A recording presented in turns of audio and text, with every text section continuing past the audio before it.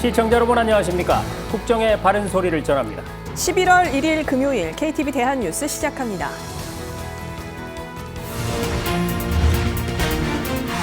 북한이 어제 발사한 대륙간 탄도미사일이 최신형인 화성 19형이라고 발표했습니다. 우리 정부는 북한의 탄도미사일 발사가 명백한 도발 행위라 비판했습니다. 한미 외교 국방장관이 공동 성명을 내고 북한의 ICBM 도발을 강력히 규탄했습니다. 한반도의 완전한 비핵화 공약도 재확인했습니다. We condemn it in the strongest terms. The latest launch of many and other provocative actions that it's taken. 정부가 국내 첫 수소 특화 단지로 강원 동해와 삼척, 경북 포항을 지정해 지원에 나섭니다. 2040년까지 대형 액화수소 운반선 상용화도 추진할 계획입니다. 체코 원전 수주 경쟁에서 탈락한 프랑스와 미국 업체가 제기한 이의 신청이 모두 기각됐습니다. 한편 체코 측 협상단은 이번 달 한국을 방문해 내년 3월 본계약 마무리를 향해 달립니다. 첫 소식입니다. 북한은 자신들이 발사한 대륙간 탄도미사일을 최신형인 화성 19형이라고 발표했습니다. 우리 정부는 탄도미사일 발사가 명백한 도발 행위라고 밝히고 발사와 관련된 북한의 개인과 기관을 독자 제재 대상으로 지정했습니다. 윤현석 기자입니다. 북한이 신형 대륙간 탄도미사일 화성 19형의 시험 발사를 성공적으로 단행했다고 주장했습니다. 북한 관영 매체는 지난 31일 발사한 화성 19형이 최대 정점 고도 7,687.5km까지 상승하며 거리 1,001.2km를 85분 56초 동안 비행했고 동해 공해상 예정 목표 수역에 탄착됐다고 보도했습니다. 또 미사일 각단이 분리되는 장면도 공개하며 화성 19형이 최종 완결판 탄도미사일이라고 강조했습니다. 이번 최신형 전략무기 체계 시험에서는 전략미사일 능력의 최신 기록을 갱신하였으며 세계 최강의 위력을 가진 조선민주주의인민공화국의 전략적 억제력의 현대성과 신뢰성을 남김없이 과시했습니다. 매체는 김정은 국무위원장이 딸 주혜와 함께 시험 발사를 현지 지도하는 모습도 공개했습니다. 김정은은 핵무력 강화 노선을 그 어떠한 경우에도 절대 바꾸지 않겠다고 거듭 강조했습니다. 정부는 북한의 대륙간 탄도미사일 발사에 대해 명백한 도발 행위라고 비판했습니다. 통일부는 북한의 탄도미사일 발사가 유엔 안전보장이사회 결의 위반이자 한반도 평화를 심각하게 위협하는 행위라고 밝혔습니다. 또 미국 대선을 앞두고 신형 대륙간 탄도미사일 시험 발사를 단행한 데는 대미 압박 등 다양한 목적이 있을 것이라고 평가했습니다. 핵미사일 능력 과시 및 대미 압박 목적과 함께 북한군 러시아 파병 사안으로부터 시선 돌리기, 연말 당 전원회의 성과 확보 및 군사기술적 수요 등 다양한 목적이 있었을 가능성이 있다고 보고 있습니다. 이 가운데 우리 정부는 탄도미사일 개발 등에 관여한 개인과 기관 등을 대북 독자제재 대상으로 지정했습니다. 이번에 제재 명단에 오른 북한 국적 개인은 최강수 등 11명으로 탄도미사일 부품 조달에 관여한 것으로 파악됐습니다. 또 금릉총회사 등 기관 4곳은 탄도미사일 개발에 필요한 외화벌이에 관여한 혐의를 받고 있습니다.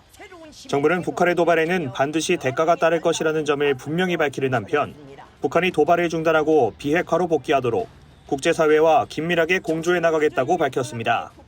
KTV 윤현석입니다. 우리나라와 미국의 외교 국방장관이 한자리에 모였습니다. 회의를 끝낸 장관들은 공동 성명을 내고 북한의 탄도미사일 도발을 강력하게 규탄했는데요. 아울러서 한반도의 완전한 비핵화라는 목표도 재확인했습니다. 김민아 기자가 보도합니다. 2+2 회의를 마친 한미 외교 국방장관이 공동 성명을 내고 전날 있었던 북한의 ICBM 도발을 강하게 규탄했습니다. We condemn it in the strongest terms. The latest launch of many and other provocative actions that it's taken. 양국 장관들은 성명을 통해 지속되는 불법적 무기 이전, 북한군의 러시아 파병 등 러북 밀착을 가장 강력한 언어로 규탄했습니다. 러북 불법 군사 협력은 다수의 안보리 결의 위반이며 우크라이나는 물론 세계의 안보를 위협한다고도 꼬집었습니다. 또 다국적 제재 모니터링 팀 MSMT를 통해 대북 제재 이행을 위한 공조도 강화하기로 했습니다. 북한의 상습적인 안보리 결의 위반 행위에 대해 대북 제재 조치가 보다 강력하고 실효적으로 이행될 수 있도록 국제사회의 협력을 지속해 나가기로 하였습니다. 조 장관은 북한의 핵과 미사일이 전략 자산이 아니라 부채가 되도록 적극적으로 노력하겠다고 말했습니다. 양측은 한반도의 완전한 비핵화도 재확인했습니다. 우리는 북한의 완전한 비핵화라는 공동의 목표를 재확인하고 다만 우리 외교 국방장관이 북한의 완전한 비핵화라고 밝힌 것과 달리 공동 성명에는 한반도 비핵화가 명기돼 한미 간 미묘한 입장차를 드러냈습니다. 회의에 앞서 현지 시간 31일 오전 한미일 외교장관은 전화 통화를 한 뒤 북한의 ICBM 발사를 규탄하는 별도의 공동 성명을 발표했습니다. KTV 김민아입니다. 한미 공군이 최초로 양국의 무인기가 참가한 연합 실사격 훈련을 실시했습니다. 우리 군은 이번 훈련을 통해서 한미 동맹에 강력한 힘을 보여주었다면서 앞으로 양국 무인기의 상호 운용성을 더욱 발전시켜 나가겠다고 강조했습니다. 최연 기자입니다. 우리 공군의 고고도 무인 정찰기 글로벌 호크가 서해 상공을 가로지르다 가상의 표적을 포착합니다. 표적 정보를 미 공군의 무인 공격기 리퍼에 전달하자 리퍼는 합동 정밀 직격탄을 목표 지점에 정확히 투하합니다. 한미 양국 무인기가 처음으로 합동 훈련을 실시했습니다. 북한이 대륙간 탄도미사일 ICBM 시험 발사를 감행한 가운데 이루어진 실사격 훈련입니다. 글로벌 호크는 이번 훈련에서 도발 징후를 식별하고 정보를 수집하기 위한 감시 정찰 임무를 수행했습니다. 군 당국은 이번 훈련을 통해 한미 동맹의 강력한 힘을 보여주는 계기가 됐다고 밝혔습니다. 또 앞으로 양국 무인기의 상호 운용성을 더 발전시켜 확고한 연합 방위 태세 유지에 기여하겠다고 강조했습니다. 앞서 한미는 F-15K, KF-16 등 우리 군의 주요 전투기와 미 공군의 F-16 등 110여 대가 투입된 대규모 연합 공중훈련을 실시하기도 했습니다. 합참은 북한의 장거리 탄도미사일 도발을 겨냥해 적을 압도할 수 있는 연합 방위 능력을 보여준 거라고 설명했습니다. KTV 최영은입니다.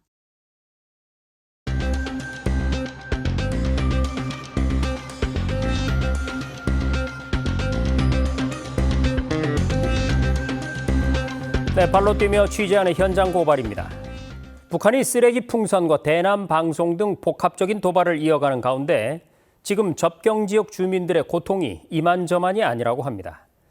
자신들의 체제를 주로 선전하던 종전의 대남 방송과 달리 이제 북한이 정체 모를 괴성을 밤낮 없이 틀어대고 있기 때문인데요. 문기혁 기자가 그 현장을 취재했습니다. 우리나라에서 북한 땅과 가장 가까운 강화 평화 전망대입니다. 북한의 모습이 두 눈으로 훤히 보일 정도인데요. 저 멀리서 들리는 이상한 괴음이 이 지역 주민들을 극심한 스트레스로 몰고 있다고 합니다. 북한과 불과 2km 남짓 떨어진 인천 강화군의 당산리 마을. 약 150가구가 모여 사는 평화롭던 마을이 소음 지옥으로 변했습니다. 북한이 지난 7월부터 밤낮 없이 틀고 있는 대남 방송 때문입니다. 사람 우는 소리, 귀신 나오는 소리, 사이렌 소리, 새 끓는 소리, 별 소리가. 특히 밤마다 울리는 괴음에 마을 주민들은 밤잠을 설치고 있다고 토로합니다. 저도 병원 다녀왔지만 잠을 못 자가지고 수면제 처방을 받아가지고 지금 먹는 사람들도 여러 명 있어요. 취재진도 하룻밤을 지내봤습니다. 북한 대남 방송으로 추정되는 소음이 울리기 시작합니다. 사이렌 소리와 전투기가 날아다니는 것 같은 굉음이 뒤섞여 들렸습니다. 인천시에 따르면 접경 지역 3개면 주민의 절반 이상이 북한 대남 방송으로 스트레스 누적과 수면 부족 등 피해를 호소하는 것으로 조사됐습니다. 강화군뿐만이 아닙니다. 경기 파주, 김포 등 북한과 맞닿아 있는 지역 주민들은 극심한 소음 피해를 호소하고 있는 상황입니다. 시끄러워서 못 살아요. 아무 알지 못하죠. 북한은 그동안 체제 선전 형태로 대남 방송을 해왔는데 이번에는 일반 주민들을 괴롭히는 양상으로 바뀌었습니다. 남남 내부 갈등을 조장하려는 의도로 풀이됩니다. 심리전 목적이라기보다는 오히려 접경 지역 주민들에게 소음 피해를 줘서 남남 갈등을 유도하려고 하는 목적이 상당히 강하게 깔려있다 이렇게 봐야겠죠. 전문가들은 북한의 도발에는 강력히 대응하되 소모적인 심리전을 자제하는 방향으로 대응해야 한다고 주문했습니다. 전쟁 중에도 지금 상호 대화를 하거든요. 일단은 양측이 상호 긴장 관리를 하는 대화 채널을 열어야 된다. 북한의 도발에는 강력하게 대응을 하되 그러나 군사 채널을 열어서 대화 채널을 열어서 긴장을 관리하고 벌써 4달째 이어지고 있는 북한의 소음 공격. 접경 지역 주민들의 고통은 늘어나고 있습니다. KTV 문기혁입니다. 최근 경제 지표 살펴봅니다. 지난달 수출이 작년보다 4.6% 증가하면서 13개월 연속으로 상승세를 이어갔습니다. 특히 주력 품목인 반도체와 자동차 모두 역대 10월 중에 최대 실적을 경신한 걸로 나타났습니다. 김경호 기자입니다. 10월 수출액은 575억 2천만 달러로 지난해 같은 달보다 4.6% 증가했습니다. 월 수출액은 지난해 10월 이후 13개월 연속 상승세를 이어갔습니다. 최대 수출 품목인 반도체 수출은 40.3% 증가한 125억 달러를 기록했습니다. 컴퓨터와 무선통신기기, 바이오 헬스 수출 모두 두 자릿수 증가율을 기록했습니다. 2위 수출 품목인 자동차 수출은 62억 달러로 5.5% 상승했습니다. 자동차 부품 수출은 5.9% 증가한 19억 달러를 기록했습니다. 그간 부진했던 철강과 석유화학, 섬유, 가전 수출도 지난달 상승 전환했습니다. 국가별로는 대중국 수출이 10.9% 증가한 122억 달러를 기록했습니다. 지난 2022년 9월 이후 최대치를 경신했습니다. 대미 수출액은 104억 달러로 3.4% 증가했습니다. 대미 수출 역시 역대 10월 중 최대 실적을 기록했습니다. 10월 수입액은 1.7% 증가한 543억 5천만 달러를 기록했습니다. 수입은 국제 유가 하락 등 영향으로 원중 수입이 17.9% 감소하였으나 우리 수출과 연결되는 반도체 및 반도체 장비 등을 중심으로 소폭 증가하였습니다. 이로써 무역 수지는 31억 7천만 달러 흑자를 기록하며 17개월 연속 흑자 흐름을 이어갔습니다. KTV 김경호입니다.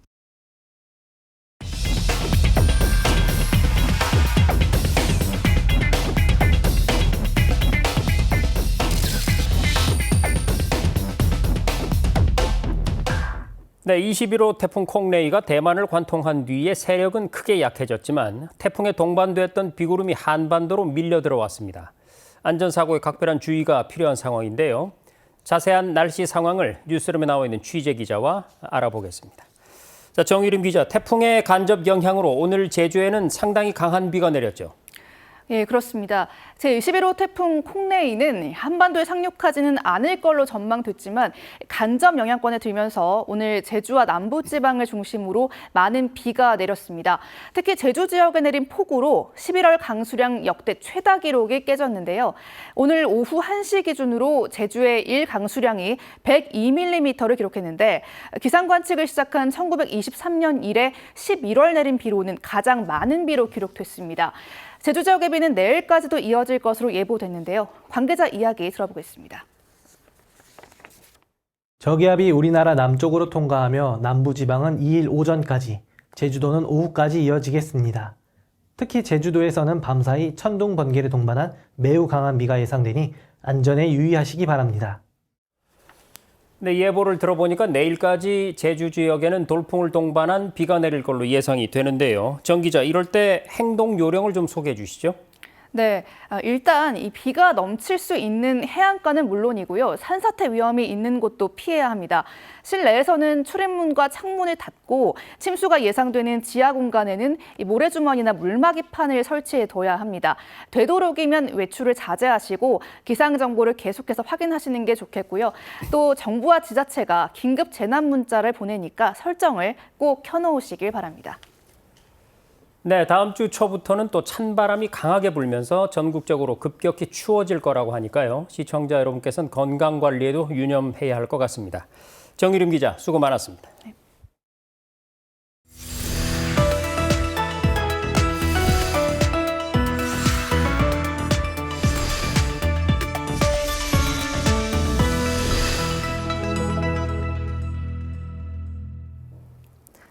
정부가 국내 첫 수소 특화 단지로 강원 동해와 삼척, 경북 포항을 지정하고 적극적인 지원에 나서기로 했습니다. 오는 2040년까지 대형 액화수소 운반선의 상용화를 추진한다는 계획도 내놨는데요. 먼저 김유리 기자의 보도입니다. 지난해 열린 기후변화 협약 당사국 총회에서 역대 최초로 재생에너지 외 주요 탄소 감축 수단으로 인정된 무탄소 에너지원 수소. 2050년 세계 수소 시장 규모도 수조 달러에 이를 것으로 전망돼 산업적 가치도 뛰어납니다. 정부는 한덕수 국무총리 주재로 수소경제위원회를 열고 수소 산업 전반 생태계 구축을 위한 본격 지원에 나서겠다고 밝혔습니다. 수소 특화단지를 지정하여 국내 수소 산업의 성장을 주도할 핵심 거점으로 육성하겠습니다. 수소 특화단지는 정부와 지방자치단체가 수소 관련 사업을 집중 육성하기 위해 지정하는 특별구역입니다. 국내 첫 수소 특화단지로 강원 동해 삼척, 경북 포항이 선정됐습니다.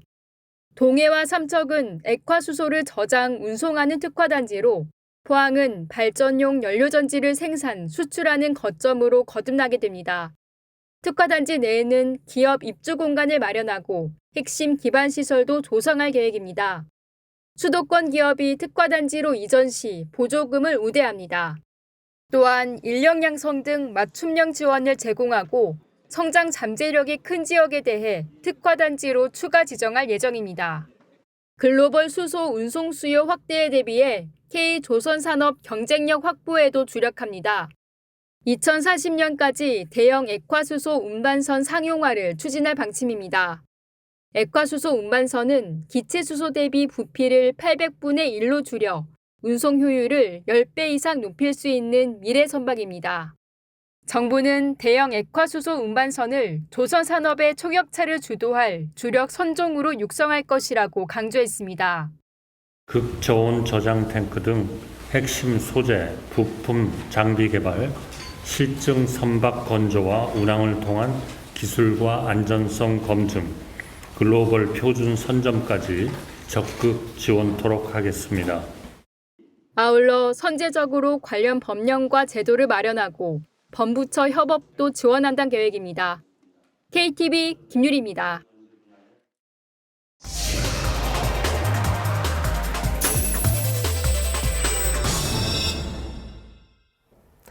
정부는 앞서 보신 것처럼 수소 특화단지뿐 아니라 전국 12개 도시에 수소 도시도 구축하고 있는데요.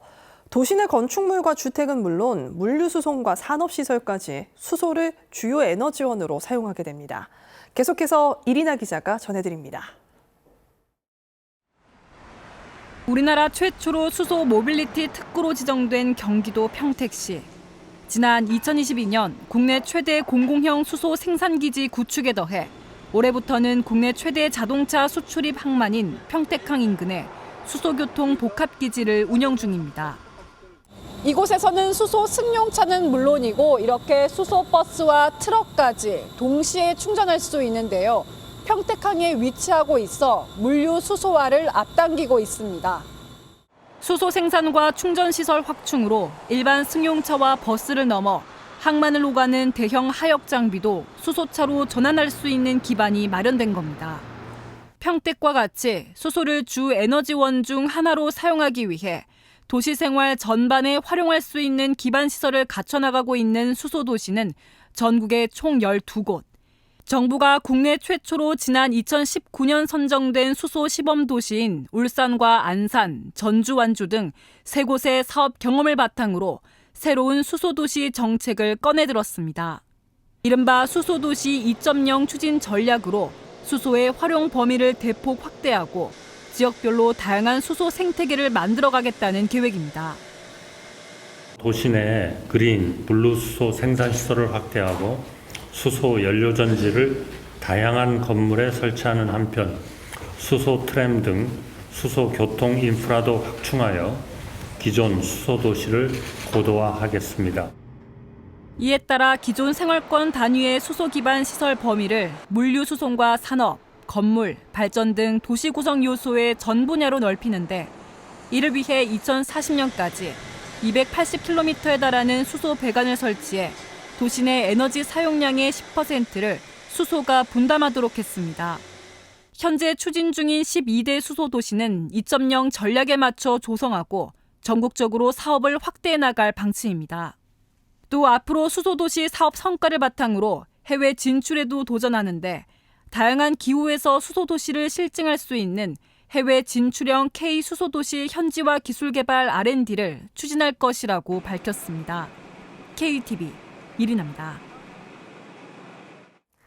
충남과 수도권 서부 지역을 잇는 서해선, 장항선, 평택선 3개 철도 노선이 동시에 개통됩니다.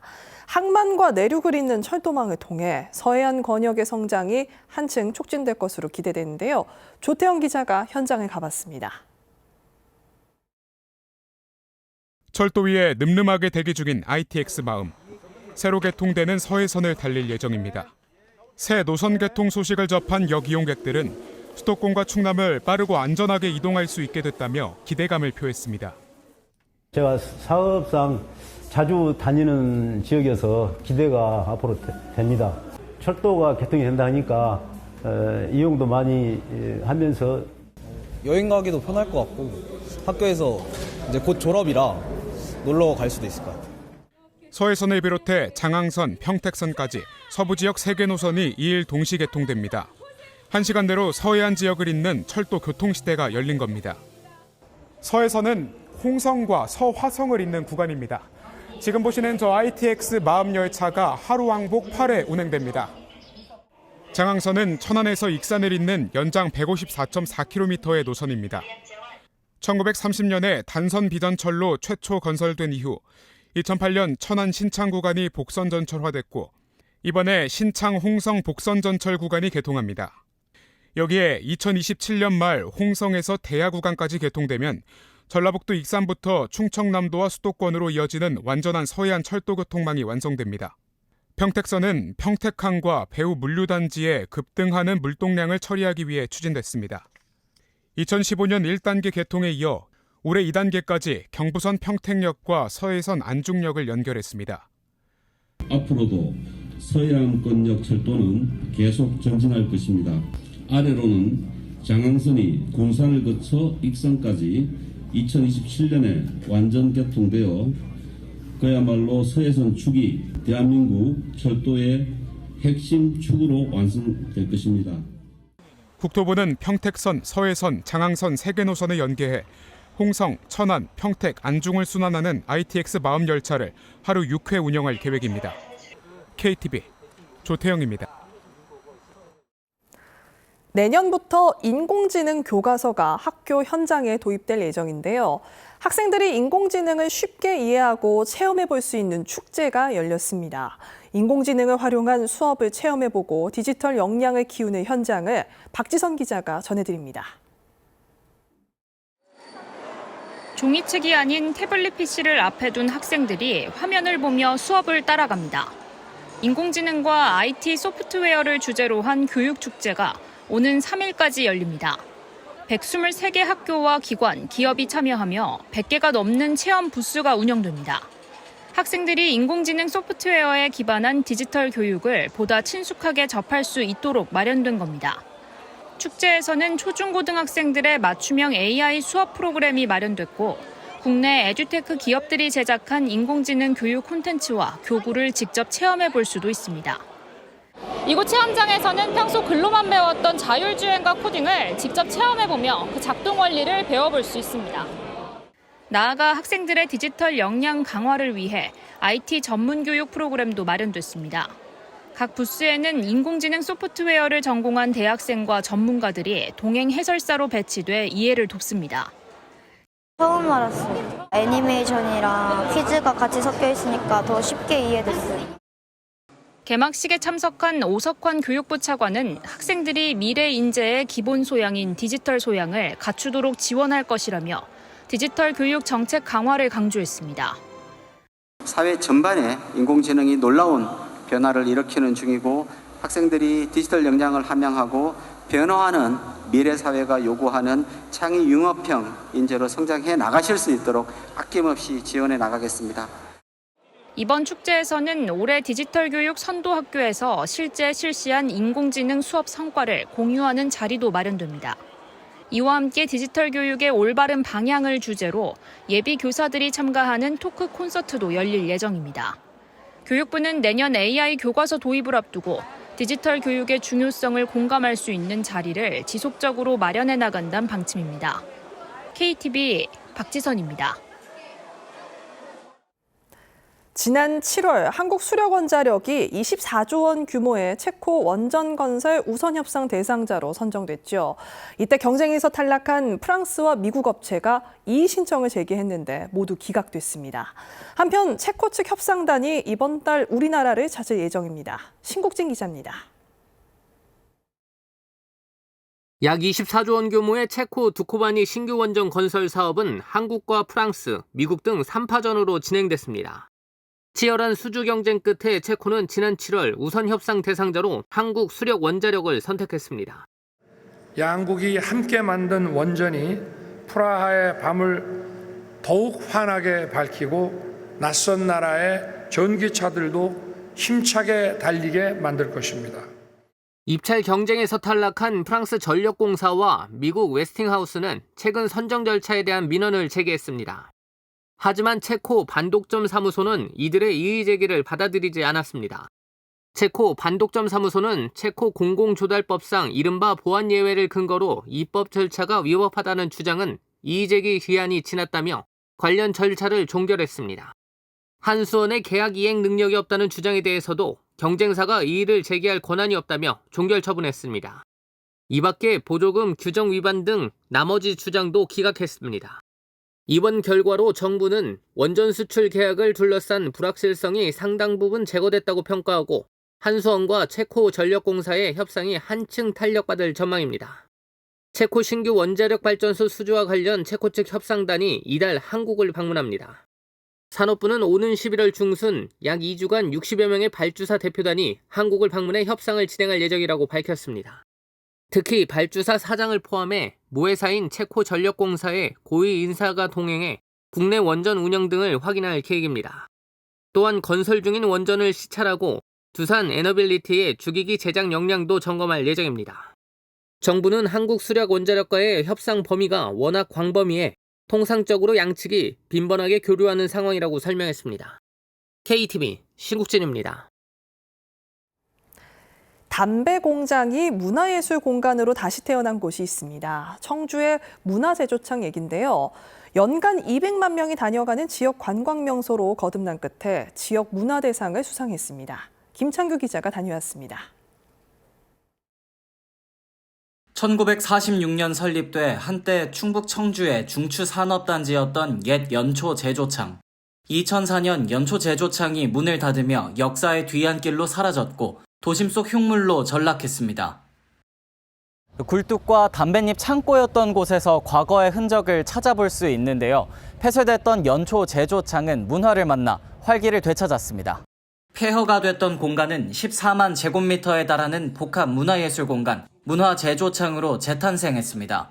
연간 200만 명이 방문하는 지역 관광 명소로 거듭난 겁니다. 재탄생하게 되면 정말 좋은 그 역할을 할 수 있겠다. 훨씬 더 그런 문화적인 장소로 이게 태어난 것 같아서 굉장히 앞으로 더 아마 좋은 역할을 할 수 있지 않을까. 담뱃잎 창고 원형을 유지한 채 생활문화센터와 예술창작공간으로 변신한 동부창고와 한국공예관, 국립현대미술관 등이 한데 모여 지역문화의 동맥이 됐습니다. 학교에서 현장체험학습을 왔어요. 친구들이랑 같이 와보니까 재밌고 신기한 작품들도 많고 좋았어요. 공예 비엔날레를 개최하며 변화하기 시작한 제조창에는 공예 작가들의 작업 공간도 마련돼 있습니다. 지자체가 나서 작업 공간과 기자재부터 전시와 해외 무대 진출까지 지원하는 겁니다. 그 값비싼 기자재들을 이제 구비할 그 여력도 안 되고, 그래서 이 공간을 알게 된 후에 지원을 해서 지금까지 작업을 하고 있습니다. 여기서 만들어낸 작품으로 이제 전시 활동도 하고 있고, 판매도 하고 있고. 이러한 성과에 문화제조창은 지난해 지역문화매력 100선 로컬백으로 선정된 데 이어 올해 로컬백 지역문화 대상을 수상했습니다. 유인촌 문체부 장관은 문화제조창과 같은 지역문화의 가치를 로컬백으로 알려 모든 지역이 문화를 통해 특별한 도시로 거듭나도록 돕겠다고 밝혔습니다. KTV 김찬규입니다. 프랑스 파리에서 닷새간 열린 K 박람회가 대단원에 막을 내렸습니다. 우리 콘텐츠 기업과 유럽 전역의 수입상들이 만나 2억 4,600만 달러 상당의 수출 상담을 진행하는 등 해외 판로 구축에 교두보를 놨다는 평가입니다. 김현지 기자가 보도합니다. K 콘텐츠를 체험하려는 한류 팬들이 한자리에 모였습니다. 이곳을 찾은 한류 팬만 2만 6천여 명. 한류 종합 행사인 K박람회가 프랑스 파리에서 닷새간의 일정을 마무리했습니다. 문화체육관광부와 한국콘텐츠진흥원이 주관한 행사입니다. 댄스 퍼포먼스를 가미한 패션쇼를 비롯해 배우 박성훈과 몬스타엑스 민혁 팬미팅 등도 한류 팬들의 큰 호응을 얻었습니다. 무엇보다 국내 콘텐츠 기업들이 해외 진출의 가능성을 여는 교두보를 확보했습니다. 방송, 애니메이션, 웹툰 등 국내 기업이 진행한 수출 상담은 800여 건, 금액은 2억 4,600만 달러로 추산됩니다. 무엇보다 K 콘텐츠와 더불어 식품, 라이프스타일 등 연관 산업의 서비스나 제품도 해외에 동반 수출할 수 있는 계기를 마련한 것도 소중한 성과로 평가됩니다. 문화 콘텐츠를 활용한 한국 상품 수출 확대가 가능한 일석이조의 효과인 셈입니다. K박람회는 11월 중순 인도네시아 자카르타에서도 열릴 예정입니다. 정부는 이번 박람회를 계기로 K 콘텐츠와 연관 산업의 수출 성과를 계속해서 만들어낼 수 있도록 지원할 계획입니다. KTV 김현지입니다.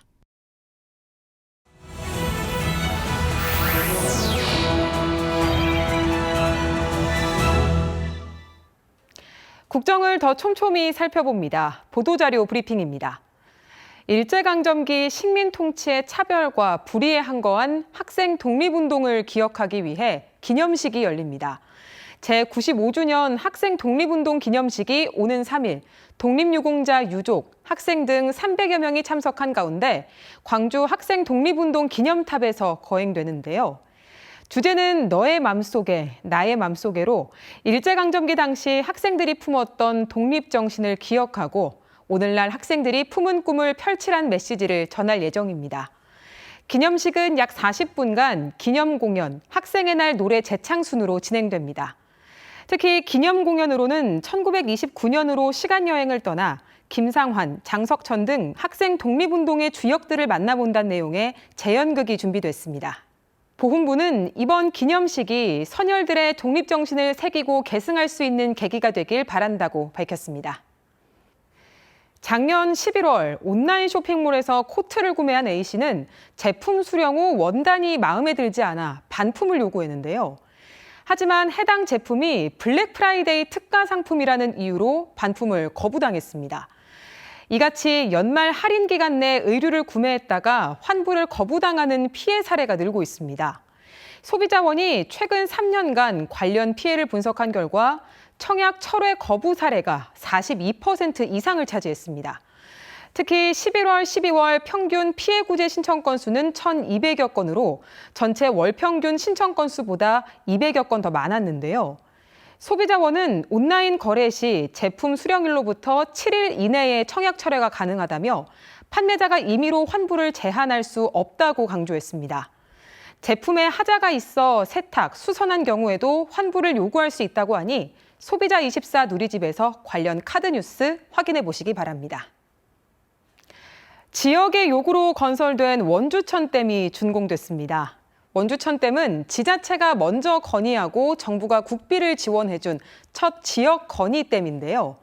저수량 180만 톤으로 평상시에는 물을 저장하지 않다가 많은 비가 내리면 빗물을 담아 하류 수위를 조절합니다.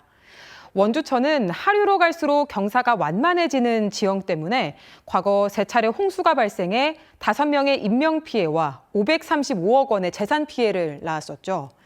하지만 주민들의 건의로 원주천댐이 준공되면서 홍수로 인한 도심, 농경지 침수 피해를 막을 수 있게 됐습니다. 환경부는 원주천댐이 여가 공간으로도 활용될 수 있도록 하류 인근에 문화공연장, 체육공원을 조성할 것이라고 밝혔습니다. 우리가 일상에서 접하는 다양한 콘텐츠들, 그 안에는 창작자들의 땀과 열정이 깃들어 있는데요. 11월 한 달 저작권의 중요성과 인식을 높일 수 있는 행사가 진행됩니다. 문화체육관광부가 11월을 저작권 축제의 달로 정하고 학술대회, 토크 콘서트 등 다양한 행사를 개최하기로 했습니다. 먼저 국제저작권 기술 콘퍼런스 지스타 2024 등 저작권 관련 국내외 동향을 공유할 수 있는 국제학술대회 세미나가 열리고요. 22일부터는 세계 최초의 저작권 체험 공간인 국립저작권박물관에서 다양한 기획 전시, 체험 행사가 운영됩니다. 또 김영하 작가와 함께하는 저작권 토크 콘서트, K 콘텐츠 저작권 관련 표창 수여식 등 각종 행사가 진행될 예정입니다. 저작권 보호 응원 댓글 달기 추첨 이벤트도 진행된다고 하니까 한국저작권위원회, 한국저작권보호원 SNS에 접속해 보시기 바랍니다. 지금까지 보도자료 브리핑이었습니다. 네, KTV 대한뉴스 오늘 저희가 준비한 소식은 여기까지입니다. 시청해주신 여러분 고맙습니다.